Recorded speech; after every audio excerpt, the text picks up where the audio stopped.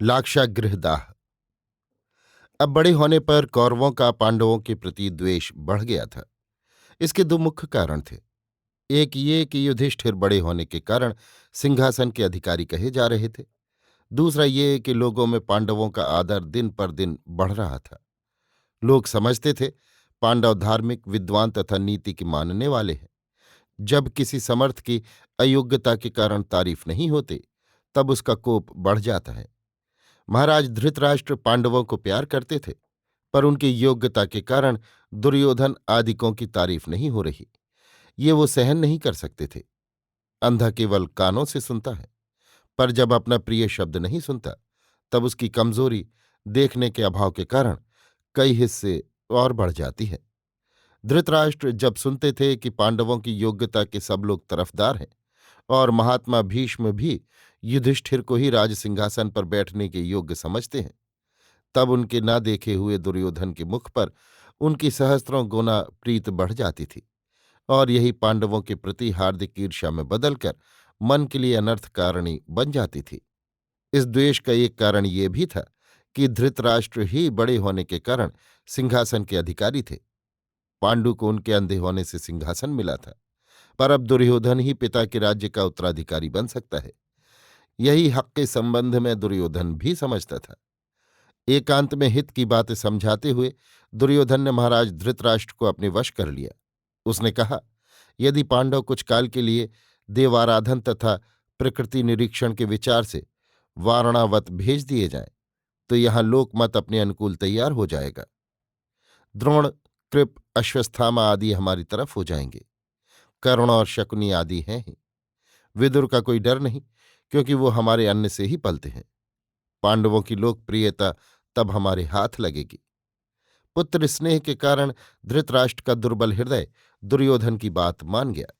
एक दिन भरी सभा में धृतराष्ट्र ने पांडवों से कहा, वत्स, तुम लोग वारणावत जाकर कुछ काल वहीं रहो। वहां धर्म की अच्छी आराधना हो सकेगी और वहां की प्रकृति भी सुहावनी है। धृतराष्ट्र की आज्ञा पांडवों को मंजूर करनी पड़ी, पर युधिष्ठिर भीतर ही भीतर डरे। राजाज्ञा श्रोधार्य कर नियत समय पर माता तथा भाइयों के साथ वारणावत चलने को तैयार हुए। यहां दुर्योधन ने पुरोचन नामक एक प्रसिद्ध कारीगर को यथेष्ट धन देकर पांडवों के रहने के लिए लाख का भवन बनाने को भेज दिया। निश्चय हुआ कि जब पांडव यहां आकर रहने लगे, तब किसी कृष्ण पक्ष की चतुर्दशी तिथि को आग लगा दी जाए। इस तरह पांडवों के नाश का निश्चय हुआ। पुरोचन ने समय से पहले जाकर बड़ी तत्परता से जल्द मकान तैयार कर दिया। माता कुंती के साथ समय आने पर पांचों भाई पांडव वारणावत के लिए रवाना हुए। उनका जाना हस्तिनापुर के निवासियों को बड़ा दुखद प्रतीत हुआ। सब लोग रोने पीटने तथा मन ही मन धृतराष्ट्र एवं दुर्योधन को कोसने लगे। भीष्म, द्रोण, धृतराष्ट्र, कृप, अश्वत्थामा, गांधारी आदि को प्रणाम कर पांडव विदुर से विदा होने गए। इशारे से विदुर ने युधिष्ठिर को समझाया कि अज्ञात स्थान में बहुत होशियारी से रहना चाहिए। जब तक दूसरा संवाद विदुर न भेजें, तब तक पांडव कौरवों के दिए मकान में न रहकर दूसरे मकान में रहें। गृह प्रवेश की एक लंबी तिथि नियत कर लें। विदुर से समझकर उस मकान में जाएं, क्योंकि उन्हें दुर्योधन आदि से बहुत संभल कर चलना है। हस्तिनापुर को शोक सागर में डुबाकर माता कुंती के साथ पांचों पांडव वारणावत चले। हस्तिनापुरवासी तरह तरह की कटु आलोचनाएं धृतराष्ट्र और दुर्योधन पर करने लगे। वारणावत के लोग पांडवों के आने का समाचार सुनकर बड़े प्रसन्न हुए। गांव से कुछ दूर आगे चलकर उनके स्वागत के लिए प्रतीक्षा करने लगे।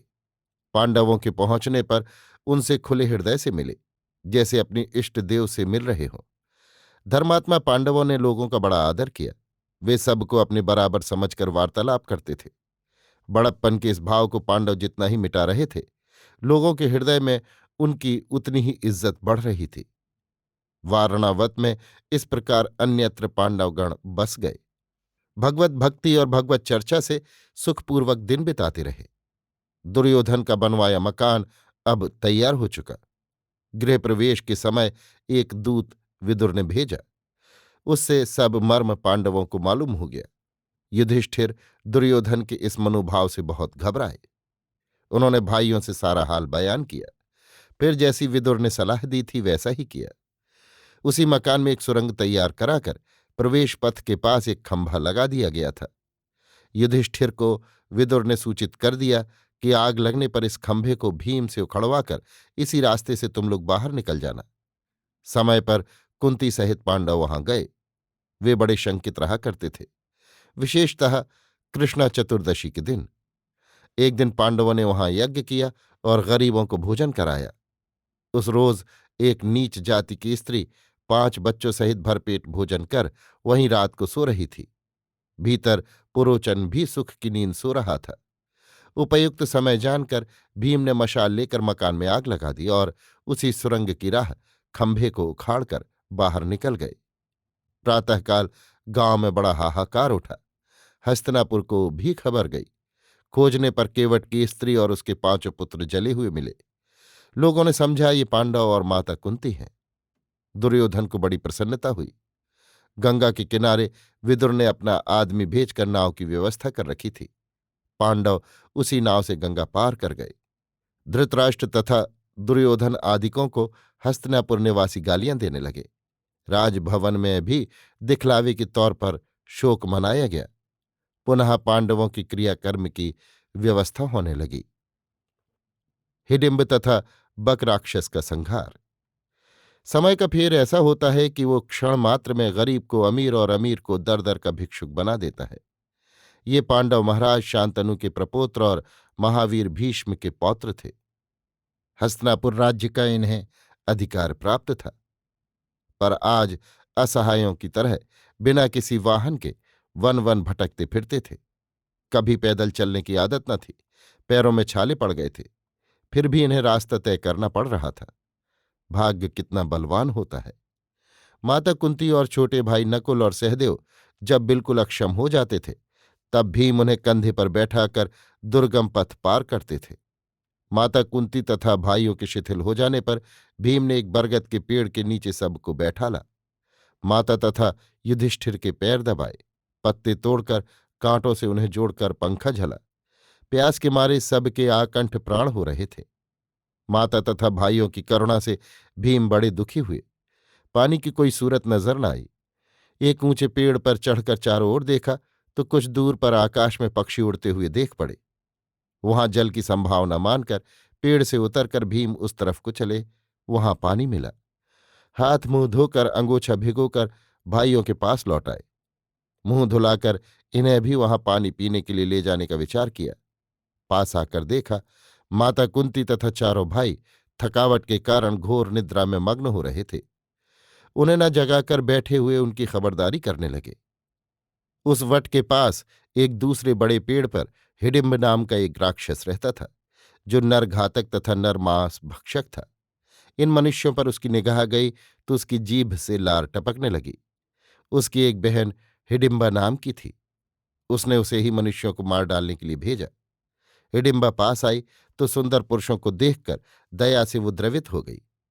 ऐसे रूपवान मनुष्य उसने न देखे थे। न जाने कहाँ से उनके प्रति उसका स्नेह पैदा हो गया। फिर बैठकर पहरा देते हुए पुष्टकाय भीम को उसने देखा। देखते देखते वो भीम पर मोहित हो गई और अपने माया जाल को छोड़कर सुरूपा षोडशी कुमारी के वेश में भीम के पास आकर बोली, हे वीर, मैं तुम पर मोहित हो गई हूं और तुमसे विवाह करना चाहती हूं। पर मैं राक्षस की बहन हूं जो यहीं पर रहता है। ये बड़ा क्रूर मनुष्यघाती है। तुम लोगों को मारने के लिए उसने मुझे भेजा था। तुम लोग उठो तो मैं अपने माया बल से तुम्हें बचा सकती हूं, अन्यथा वो आ जाएगा तो तुम्हारे साथ मुझे भी मार डालेगा। भीम ने कहा, हे सुरूपे, तुम घबराओ मत। मैं अपनी माता तथा भाइयों को कच्ची नींद में न जगाऊंगा। तुम भी न डरो। तुम्हारा भाई मेरा कुछ नहीं बिगाड़ सकता। हिडिंबा की भीमसेन से इस प्रकार की बातें हो ही रही थीं कि उधर क्रुद्ध हिडिंब बहन को गालियां देता आता हुआ देख पड़ा। भीम सजग होकर खड़े हो गए। पहले वो हिडिंबा को ही मारना चाहता था, पर महावीर भीमसेन ने उसे पकड़ लिया। दोनों का मल्ल युद्ध होने लगा। इस शोरगुल में माता कुंती तथा चारों पांडवों की नींद खुल गई। उन्होंने देखा एक राक्षस के साथ भीमसेन का द्वंद्व युद्ध छिड़ा हुआ है। भीम ने उसे गिराकर उसके पैर पकड़कर चारों ओर घुमाया, फिर कई बार जोर जोर से पटका। इससे उसके प्राण निकल गए। हिडिंबा भीमसेन की वीरता से बहुत प्रसन्न हुई। सब हाल सुनकर माता कुंती ने हिडिंबा से भीम को विवाह कर लेने की आज्ञा दे दी। भीमसेन के औरस तथा हिडिंबा के गर्भ से घटोत्कच नाम का एक बड़ा पराक्रमी बालक पैदा हुआ। हिडिंबा से विदा होकर माता कुंती के साथ पांचों भाई पांडव दूसरे प्रदेश के लिए रवाना हुए। अनेकानेक नगर, नदी, पहाड़, वन, उपवन तथा मनोहर दृश्यों को पार करते हुए पांडव एक चक्रा नाम नगरी में पहुंचे। पांडवों का भिक्षुक वेश था। भिक्षा से जीवन निर्वाह कर रहे थे। सबके मुखमंडलों पर साधु स्वभाव की छाप पड़ी हुई थी। लोगों में उन्हें देखकर भक्ति तथा श्रद्धा का उद्रेक होता था। एक चक्रा में एक ब्राह्मण के मकान में उन्होंने आश्रय लिया था। भीख मांग कर अपना उदर भरते थे। एक रोज कुंती बैठी हुई थी। ब्राह्मण के घर से रोने की आवाज आई। सुनकर कुंती का हृदय द्रवीभूत हो गया। वो उठकर भीतर ब्राह्मण के मकान में गई। ब्राह्मण ने रोते हुए कहा, यहां बक नाम का एक राक्षस रहता है। उसके लिए एक कानून है कि रोज एक आदमी, दो भैंसे तथा गाड़ी भर पूड़ी पकवान उस राक्षस के लिए भेजना पड़ता है। आज ब्राह्मण की बारी है। बड़ी चिंता यह है कि मैं जाता हूं तो घर को संभालने वाला दूसरा नहीं रहता। पुत्र जाता है तो माता की स्नेह के कारण अकाल मृत्यु होगी। फिर घर और गृहस्थी किस काम आएगी। इसी सोच में हम लोग रो रहे हैं। माता कुंती का हृदय करुणा से आर्द्र हो गया। उन्होंने ब्राह्मण को धैर्य दिया और सस्नेह कहा, ब्राह्मण, तुम दुख न करो। तुमने मुझे आश्रय दिया है। अब तुम्हारे दुख के समय तुम्हारी सहायता करना भी मेरा धर्म है। तुम भोजन आदि का प्रबंध करो। आदमी तुम्हें न देना होगा। मेरे 5 पुत्र हैं। मैं उनमें से एक को राक्षस के पास भेज दूंगी। ब्राह्मण रोए रोए से कृतज्ञ हो गया। बड़ी प्रसन्नता से पकवान तथा भैंसों का इंतजाम करने लगा। माता कुंती ने भीम से सब हाल आकर कहा। भीम राक्षस के पास जाने को तैयार हो गए। गाड़ी में पकवान भरकर काफी जल पीने के लिए रखकर दोनों भैंसों को नहकर भीमसेन बकासुर से मिलने के लिए चले। बहुत दिनों से भीमसेन का पेट न भरा था। उन्होंने सोचा, जब तक बकासुर से मुलाकात होती है तब तक यहां पेट पूजा समाप्त कर लूं। वो निश्चिंत होकर एक तरफ से पकवान भोजन करने लगे। गाड़ी धीरे धीरे चल रही थी। देर भी हो गई थी। राक्षस गुस्से में कुछ जमीन आगे बढ़ाया था। भीमसेन को अपना भोज्य पकवान आदि खाते देखकर बड़ा क्रुद्ध हुआ। घनघोर गर्जना कर भीम की ओर दौड़ा। भीम भी भोजन समाप्त कर चुके थे। पानी पीकर हाथ मुंह धोकर राक्षस के स्वागत के लिए तैयार हो गए। एक तो देर से भूखा, उस पर पकवान के खा जाने से नाराज राक्षस आंधी की तरह भीमसेन पर टूटा। उसका बल संभालकर एक ही उखाड़ से भीम ने उसे पृथ्वी पर पटक दिया और घूसों और रद्दों की झड़ी लगा दी। राक्षस के प्राण भीम के कठोर प्रहारों को न सह सके। उसे मारकर भीमसेन ठंडे होकर घर लौटे। माता कुंती और युधिष्ठिर, अर्जुन आदि भाई भीम को पाकर बड़े प्रसन्न हुए। द्रौपदी का स्वयंवर तथा विवाह। एक चक्रापुरी में अनेक देशों का भ्रमण कराए हुए एक साधु स्वभाव ब्राह्मण से पांडवों को द्रौपदी के स्वयंवर का समाचार मिला। सुनकर अर्जुन तथा भीम को एक प्रकार की चंचलता होने लगी। माता कुंती ने क्षत्रिय राजकुमारों के मनोभावों को समझकर वहां से चलने की आज्ञा दे दी। इसी समय व्यास जी भी वहां पहुंचे और स्वयंवर में जाने की सलाह दे गए। गंगा के किनारे से होकर पांडवगण पांचाल देश की यात्रा कर रहे थे। रात के अंधेरे में हाथ में मशाल लेकर अर्जुन आगे आगे चल रहे थे। एक जगह चित्ररथ गंधर्व अपनी स्त्रियों को लिए हुए गंगा में जल विहार कर रहा था। अर्जुन को देखकर वो क्षुब्ध हुआ। उस रास्ते न आने के लिए उसने अर्जुन को डांटा, पर अर्जुन चले गए।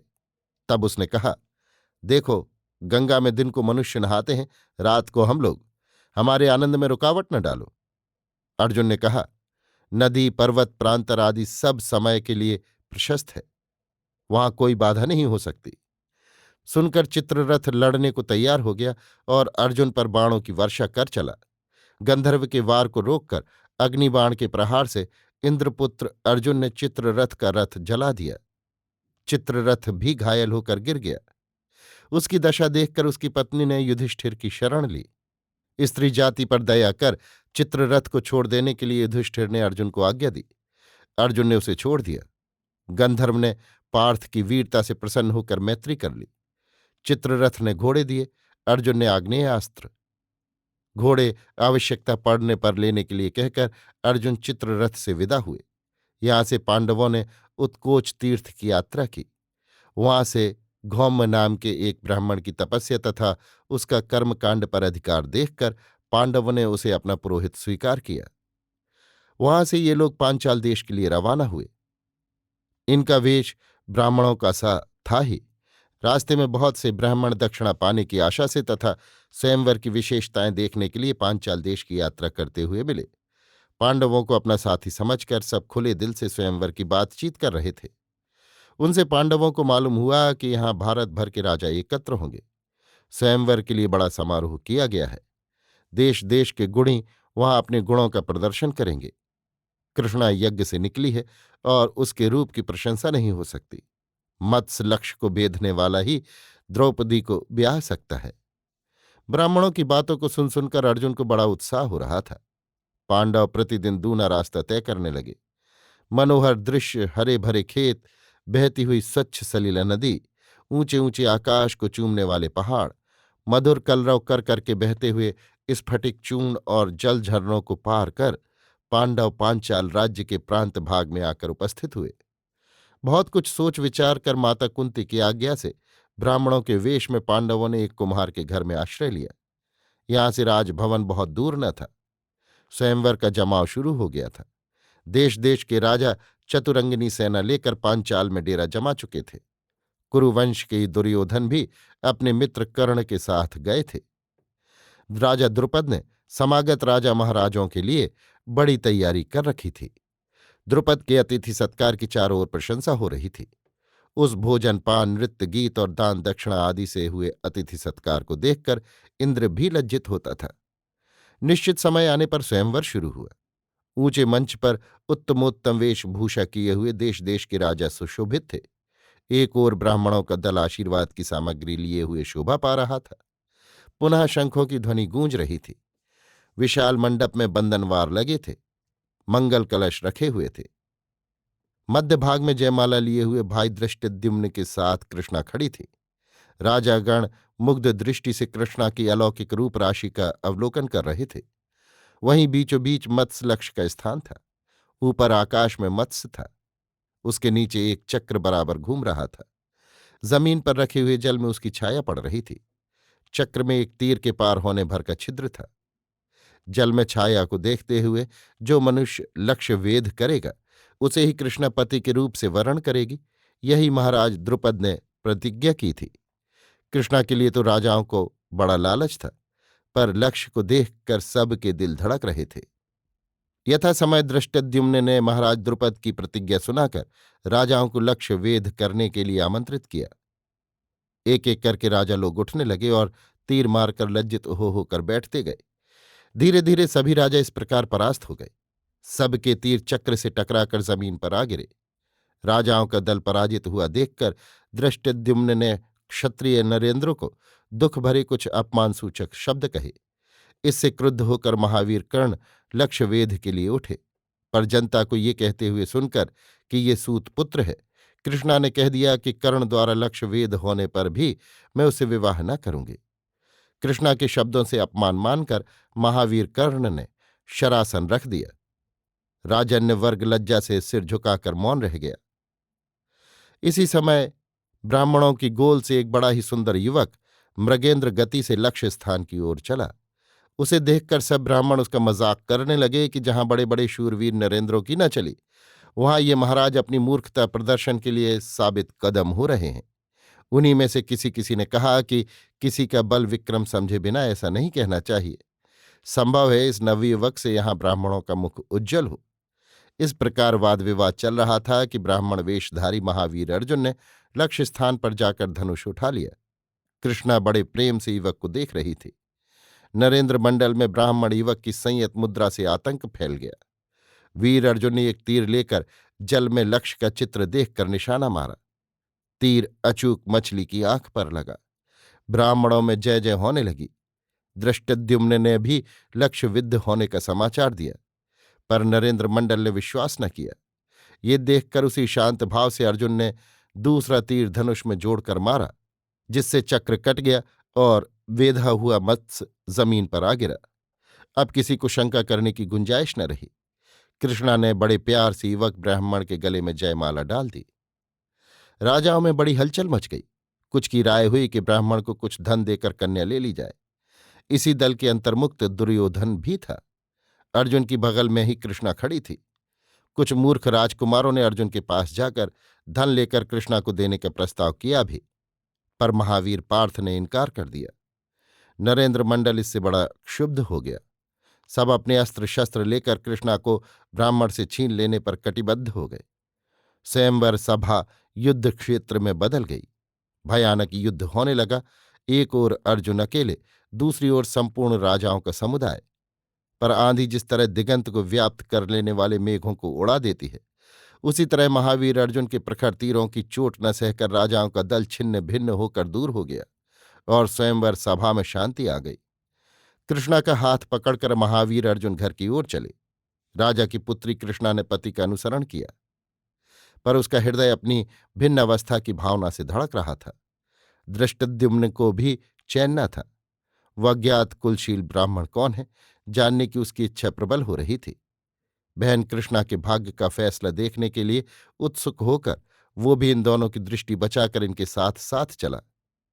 मार्ग में एक छोटी नदी के किनारे कृष्णा के विश्राम कर लेने के विचार से महावीर अर्जुन एक शिलाखंड पर उसे बैठा कर बैठ गए और बड़े स्नेह से आश्वासन देते हुए बोले, शुभे, घबराओ मत।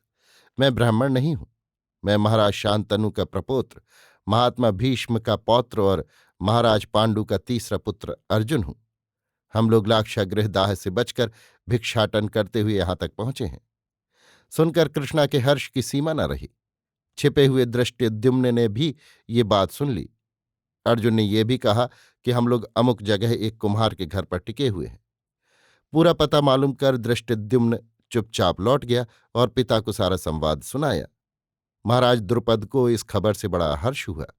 उन्होंने वेदोक्त रीत से विवाह करने के विचार से पांडवों को अपनी राजधानी में बुला लाने के लिए दृष्टद्युम्न और प्रमुख वीरों को उस कुम्हार के यहां भेज दिया।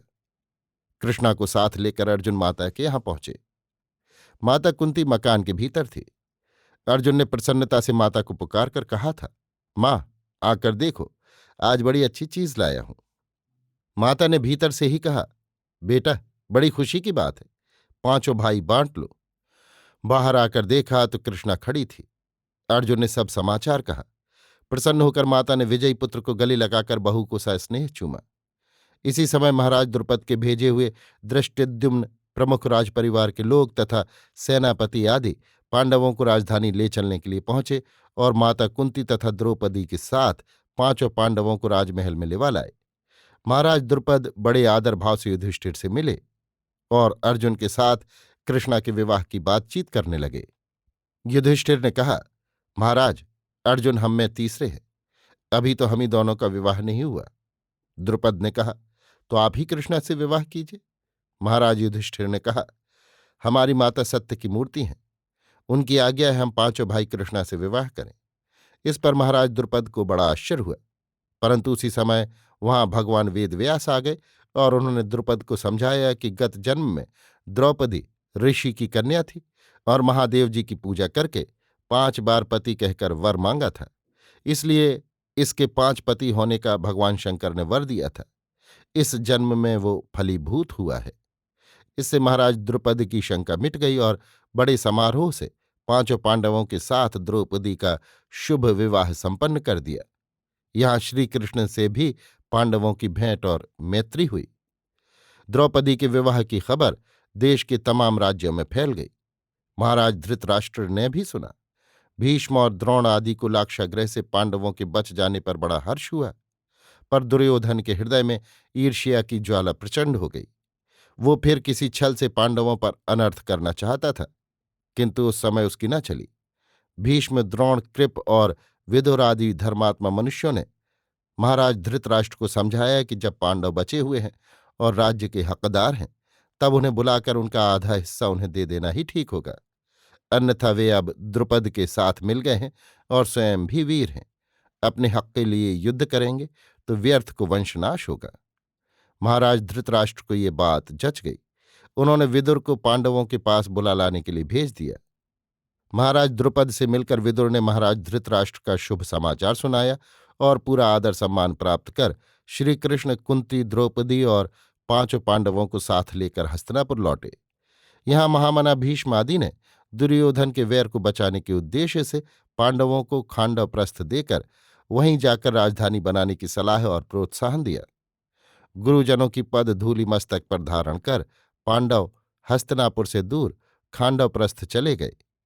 वहां के लोगों ने पांडवों का बड़ा स्वागत किया। पांडवों ने भी कृषि, वाणिज्य और शिक्षा आदि के विस्तार से खांडव प्रस्थ को हस्तिनापुर की तरह उन्नतशील बना लिया और सुखपूर्वक निवास करने लगे। अर्जुन का वनवास और सुभद्रा से विवाह। पांचों पांडव आनंदपूर्वक खांडव प्रस्थ में रहने लगे। एक दिन वहां देव ऋषि नारद पांडवों से मिलने आए। धर्मात्मा पांडवों ने उनका बड़ा सम्मान किया। नारद ने पांडवों से कहा, तुम 5 पुरुषों के एक ही स्त्री है, पर तुम लोगों ने पत्नी के साथ रात्रिवास करने का नियम नहीं बनाया। ये अच्छा नहीं। इससे आपस में वैर होने की संभावना है। सुंद और उपसुंद नाम के 2 भाई थे। तिलोत्तमा पर मुग्ध होकर दोनों आपस में लड़कर मर गए। तुम लोग समझदार धर्मात्मा हो, पत्नी से रमण करने के नियम बना लो। देवऋषि नारद की युक्ति सबको पसंद आई। 1 मास प्रत्येक भाई द्रौपदी के साथ रहेगा, ऐसा नियम बन गया। धीरे धीरे कुछ काल और व्यतीत हो गया। एक दिन एक ब्राह्मण रोता और पांडवों को गालियां देता हुआ राजभवन के द्वार पर आया। उस समय महावीर अर्जुन द्वार पर बैठे थे। उसने फरियाद की कि चोर उसकी गायें चुरा ले गए थे। सुनकर अर्जुन को बड़ा क्रोध हुआ, किंतु वो उस समय निरस्त्र थे। उनके अस्त्र जिस मकान में थे, वहां महाराज युधिष्ठिर द्रौपदी के साथ वार्तालाप कर रहे थे। अर्जुन विचार में पड़ गए। यदि अस्त्र लेकर ब्राह्मण की गाय बचाने जाते हैं तो नियम विरुद्ध कार्य होता है। महाराज युधिष्ठिर उस घर में द्रौपदी के साथ वार्तालाप कर रहे हैं। 12 साल का वनवास स्वीकार करना होगा। यदि नहीं जाते तो ब्राह्मण का शाप पड़ता है। अंत में उन्होंने जाने का निश्चय किया। सिर झुकाकर अस्त्रागार में चले गए और अपना धनुष तथा तरकस उठा लाए। चोरों को खदेड़कर ब्राह्मण की गाय छुड़ा ली। ब्राह्मण आशीर्वाद देता हुआ प्रसन्न होकर घर गया। महावीर अर्जुन धर्मराज युधिष्ठिर के सामने अपराधी की तरह हाजिर हुए और अपने दोष का उल्लेख किया। और भाई भी थे। महाराज युधिष्ठिर ने कहा, बड़े के रहते छोटे के जाने में कोई दोष नहीं। फिर तुम अपने किसी कार्य के लिए नहीं गए, दूसरे के उपकार के लिए जाकर तुम अपराधी नहीं हुए। धर्मराज का ये आश्वासन अर्जुन को पसंद न आया। उन्होंने कहा, जो प्रतिज्ञा हो चुकी है उसका पालन ना करना पाप है। आप स्नेह के वश ऐसा कह रहे हैं। मैं 12 साल के लिए अवश्य वनवास स्वीकार करूंगा। ये कहकर धर्मराज तथा भीम को प्रणाम कर नकुल, सहदेव और द्रौपदी से मिलकर धनुर्धर महावीर पार्थ विदा हुए। देश देशांतरों का भ्रमण करते हुए अर्जुन एक बार गंगा में स्नान कर रहे थे। उनके अनुपम रूप पर मुग्ध होकर कैरण्य नामक नागराज की कन्या उलूपी उन्हें आकर्षित कर नागलोक में ले गई। एक परम सुंदरी षोडशी युवती को अनिमेष प्रेम दृष्टि से अपनी तरफ देखते हुए देखकर अर्जुन ने पूछा, हे वरानने, तुम कौन हो? स्नेह से सिक्त कोमल स्वर में उलूपी ने कहा, वीरवर, मैं नागराज कन्या उलूपी हूं। आपकी पुरुष प्रभा को देखकर आपसे विवाह करने की इच्छा से मैंने आपको यहां आकर्षित किया है। अर्जुन ने कहा, भद्रे, मैं प्रतिज्ञाबद्ध होकर ब्रह्मचर्य का पालन कर रहा हूं। उलूपी प्रसन्न होकर बोली, हे पांडुनंदन, मैं आपका व्रत खंडित करना नहीं चाहती। मुझसे विवाह करने पर आपके व्रत को और बल प्राप्त होगा, क्योंकि उसके साथ मेरी प्रसन्नता भी जाकर मिलेगी। आपको ब्रह्मचर्य का सत्य रहस्य मालूम होगा। अर्जुन नागकन्या उलूपी से विवाह कर एक रात वहीं रहे। पश्चात कुछ दिनों तक गंगा तट पर रहकर उन्होंने अंग, वंग, कलिंग आदि देशों में भ्रमण करते हुए अनेकानेक तीर्थों के दर्शन किए। विचरण करते हुए अर्जुन समुद्र तट पर अवस्थित मणिपुर नाम की राजधानी में गए। वहां की राजकन्या चित्रांगदा पर मुग्ध होकर उसके पिता के पास उससे विवाह करने की आज्ञा लेने के लिए गए। उसके पिता ने कहा, यदि पांडुपुत्र ये स्वीकार करें कि मेरी कन्या से हुआ पुत्र नाना के वंश के अंतर्गत होगा, तो मैं अपनी कन्या चित्रांगदा से अर्जुन का विवाह कर दूंगा। अर्जुन को ये प्रस्ताव मंजूर हुआ। चित्रांगदा के साथ उनका शुभ विवाह हो गया और 3 साल तक वो चित्रांगदा के साथ मणिपुर में रहे। वभ्रुवाहन नाम का एक सुंदर शिशु चित्रांगदा के गर्भ से भूमिष्ठ हुआ। पत्नी से विदा होकर महावीर पार्थ प्रभास तीर्थ की ओर चले। रास्ते में पड़ने वाले तीर्थों के दर्शन कर वर्गा नाम की अप्सरा को शाप से मुक्त कर वो प्रभास पहुंचे। वहां श्री कृष्ण ने इनका बड़ा स्वागत किया। कृष्ण से द्रुपद के यहाँ मिलकर अर्जुन उनके परम भक्त हो गए थे। उनसे इनकी मैत्री भी हो गई थी। वनवास का कुल वृत्तांत कृष्ण के पूछने पर अर्जुन ने बतलाया। कृष्ण ने अर्जुन के मनोरंजन के लिए रैवतक पर्वत पर सारा प्रबंध करा दिया। नृत्य गीत आदि से अर्जुन का बड़ा सत्कार किया गया। द्रौपदी स्वयंवर के बाद पांडवों का परिचय खुलने पर अर्जुन की वीरता की देश देश में ख्याति हो गई थी। यादवों ने भी उनकी प्रशंसा सुनी थी। अब अर्जुन के आने पर श्री कृष्ण ने स्वयं एक दिन यादवों को एकत्र कर अर्जुन का अद्भुत अस्त्र कौशल दिखवाया। आनंद मंगल में इस प्रकार कुछ काल व्यतीत हो गया। इसी समय यादवों का एक त्योहार पड़ा। वे लोग बड़ी साज सज्जा से अपनी पत्नियों के साथ मद्यपान कर रैवतक पर्वत पर ये उत्सव मनाते थे। पुर के सभी युवक युवती वहां एकत्र होने लगे। श्री कृष्ण महावीर पांडुनंदन को साथ लेकर चारों ओर घूम घूम कर मेला दिखा रहे थे। उसी समय दिव्य वस्त्राभूषणों से सजी हुई बलदेव जी की बहन सुभद्रा सखियों के साथ आती हुई देख पड़ी। महावीर पार्थ एक दृष्टि से युवती कुमारी सुभद्रा को देख रहे थे। मुस्कुराते हुए श्री कृष्ण ने व्यंग किया, मित्र अर्जुन, तपस्वी ब्रह्मचारी को स्त्री की तरफ आंख न उठाना चाहिए। अर्जुन लज्जित होकर बोले, हाँ मित्र, आप ठीक कहते हैं, पर जो तीर हाथ से निकल चुका हो उसके लिए क्या किया जाए। मित्र अर्जुन, श्री कृष्ण बोले, ये मेरी बहन सुभद्रा है। इसे पाने की तुम्हारे लिए एक ही सूरत है। स्वयंवर होने पर पता नहीं ये किसे वरण करे। क्षत्रियों में एक उपाय हरण करने का भी प्रचलित है। यदि तुम इसे पाना चाहते हो तो इसका हरण करो, पर तुम्हें अपनी रक्षा का पूरा प्रबंध कर लेना चाहिए। अर्जुन ने समय का निश्चय कर भीमसेन को सेना लेकर मिलने के लिए लिख दिया। बलराम दुर्योधन को प्यार करते थे। उन्होंने उसे आने का निमंत्रण भी दिया था। अपनी सेना के साथ दुर्योधन भी रवाना हो चुका था। भीम भी चुनी हुई सेना लेकर सूचना के अनुसार आ रहे थे। उपयुक्त अवसर देखकर उत्सव समाप्त होने के समय बलपूर्वक अर्जुन ने सुभद्रा को रथ पर बैठाकर घोड़े बढ़ाए। बात की बात में खबर चारों ओर फैल गई। वीर यादवों ने अर्जुन को पकड़ने के लिए पीछा किया। घोर युद्ध छिड़ गया। अर्जुन का अद्भुत समर कौशल देखकर सुभद्रा मुग्ध हो गई। पति को कठिनता में पड़ा देखकर स्वयं सारथी का काम करने लगी।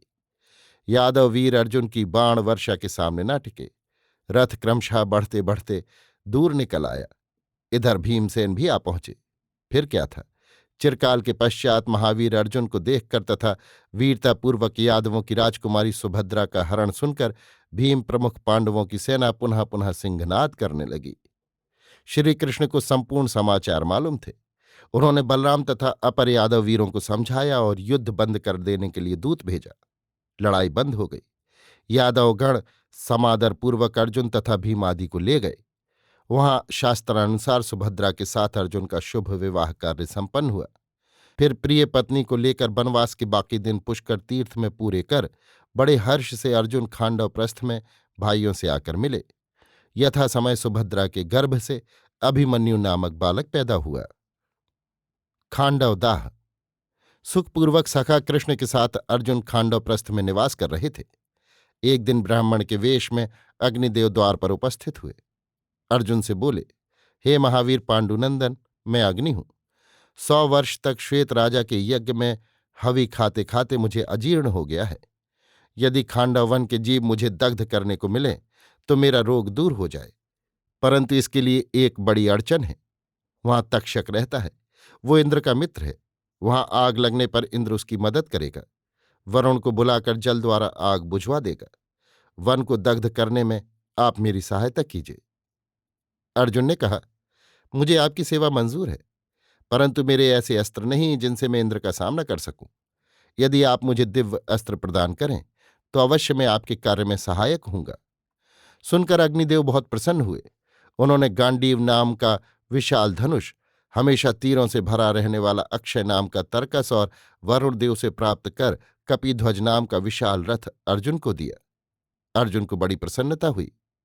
श्री कृष्ण ने अपने मित्र की मदद के लिए सारथी होना स्वीकार कर लिया। अर्जुन अग्निदेव की इच्छा पूरी करने के लिए खांडव वन को चले। देखते देखते खांडव वन सहस्त्रों ज्वालाओं से प्रज्वलित हो उठा। जीव जंतु घोर चीत्कार करने लगे। हाथी, बाघ, सिंह, चीते, गैंडे, रीछ, सांप और अनेक जातियों के पक्षी उस वन में वास करते थे। सब उस प्रचंड अग्नि में जलकर भस्म होने लगे। श्री कृष्ण बड़ी तेजी से वन के चारों ओर तेजस्वी घोड़ों से चक्कर लगा रहे थे। जो पशु बाहर भागने का प्रयत्न करता था वो अर्जुन के वाण से विद्ध होकर प्राण खोता था। आकाश मार्ग से उड़कर भगने वाले पक्षी भी शरविद्ध होकर जलती हुई अग्नि में गिरकर भस्म होते थे। खांडव वन दाह की खबर इंद्र को भी हुई। उन्होंने मेघों को भेजकर जल वर्षा द्वारा अग्नि को बुझा देने की आज्ञा दी। चारों ओर काली काली भयानक घटा छा गई। कृष्ण ने अर्जुन को सचेत करते हुए समझाया कि ये इंद्र के भेजे हुए बादल है। बहुत संभव है देवराज से तुम्हें युद्ध करना पड़े। वीर पांडुनंदन पार्थ ने वायव्य अस्त्रों द्वारा मेघों को उड़ा दिया। तब इंद्र स्वयं युद्ध करने के लिए आए। बड़ी देर तक दोनों ओर से वाणों की वर्षा होती रही। अर्जुन का पराक्रम प्रबल पड़ता गया। अपने मित्र तक्षक को इंद्र न बचा सके। इंद्र ने जब किसी तरह विजय की आशा न देखी तब साक्षात कृष्ण और अर्जुन के सामने प्रकट हुए और समर कौशल के लिए बारंबार अर्जुन की तारीफ करने लगे। देवराज को प्रसन्न देखकर अर्जुन ने उनसे दिव्यास्त्र मांगे। इंद्र ने कहा, ये मनोरथ भगवान आशुतोष की आराधना से सिद्ध होगा। ये कहकर पुत्र को स्नेह देकर देवराज इंद्र कृष्ण और अर्जुन से विदा हुए। अब तक अग्निदेव का कार्य भी समाप्त हो चुका था। इस दाह में केवल 6 प्राणी बचे थे। अश्वसेन, मयासुर और शारंग पक्षी के रूप में रहने वाले मंदपाल मुनि के 4 पुत्र। अग्निदेव प्रसन्न होकर अर्जुन को आशीर्वाद देने लगे। मयासुर भी अर्जुन के पास आया और प्राणों की भिक्षा पाने के कारण कृतज्ञ होकर अपनी सेवा के लिए विनय करने लगा। श्री कृष्ण ने उससे कहा, हे शिल्पी श्रेष्ठ, महाराज युधिष्ठिर के लिए खांडव प्रस्थ में तुम ऐसा उत्तम भवन निर्माण करो जैसा लोगों की दृष्टि में आज तक न पड़ा हो। अभी आप सुन रहे थे सूर्यकांत त्रिपाठी निराला के लिखे उपन्यास महाभारत के पहले भाग आदि पर्व को मेरी यानी समीर गोस्वामी की आवाज में।